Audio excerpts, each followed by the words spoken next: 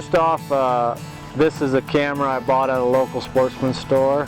I think it was $90. It was painted black, so I decided to add some color to it myself. So you just have to tape up the critical areas and then spray paint it, whatever you want. But most of them already have a natural camouflage color, and it's a pretty good color.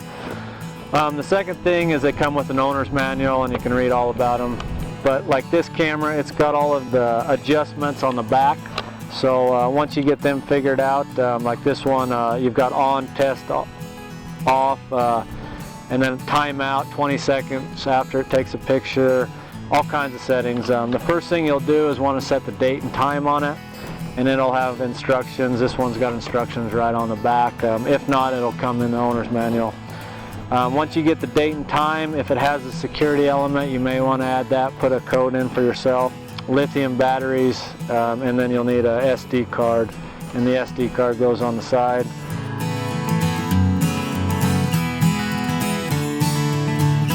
You need to come up with an objective. What's your objective, what you're trying to capture. And in this case, say theft or vandalism, we're just trying to identify if there is a threat, and if so, some information to help us find out who's doing it. After you get it set up, you're just going to want to come up with a game plan. Think about where each camera will give you, provide the most level of security, cover the biggest area for each camera, so it'll reduce cost.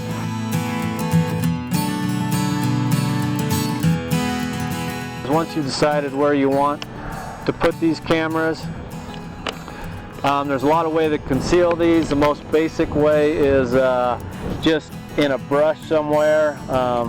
These cameras are going to need to take a clear line of sight, so whatever angle you have your camera at, you're going to want to clear out any grass or whatever's in the way in front of it. They're motion censored, so if there's a grass in front of it waving in the wind, it's going to trigger it. So it's pretty easy, just clear out what's in front of it.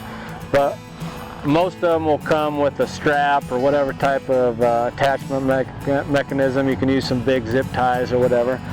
Find a piece of brush or to secure it to.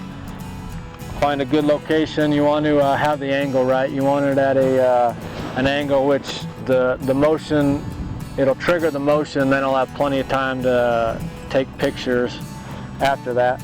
So I like to have a pretty straight angle so it can pick up the motion early on. You'll attach it to the sagebrush, secure it, or clear the field of view in front of it. And then if you want to add more concealment to it, you could add concealment to the tops and sides if you would like to.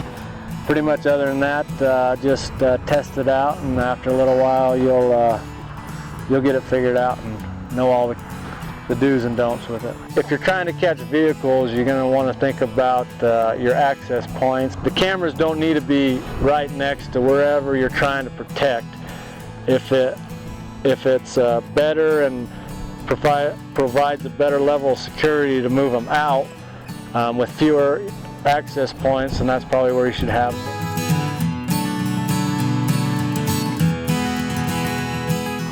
After I have these cameras set up, how you check them, you buy these at the same place you buy the cameras at a sportsman store.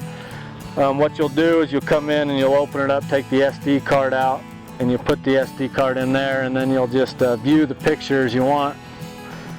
And this will give you the opportunity to save any pictures you want to save, and it's got an internal SD card, and then you just delete all the ones you don't want to delete, and then put your SD card back in there, and then you carry this home, and any pictures you'd like to see, you've got them stored on this one, you can transfer to your computer. This is the most basic level. They've got real-time cameras that'll send the picture to your laptop or your cell phone. They've got solar powered units. You can bury it in the ground to power them. Pretty much whatever you want you can get. But this is the simplest and the cheapest that we found, and like I said, you can cover a lot of ground with very few of these if you wish to. Even if you don't catch any bad guys, you get some pretty good wildlife pictures.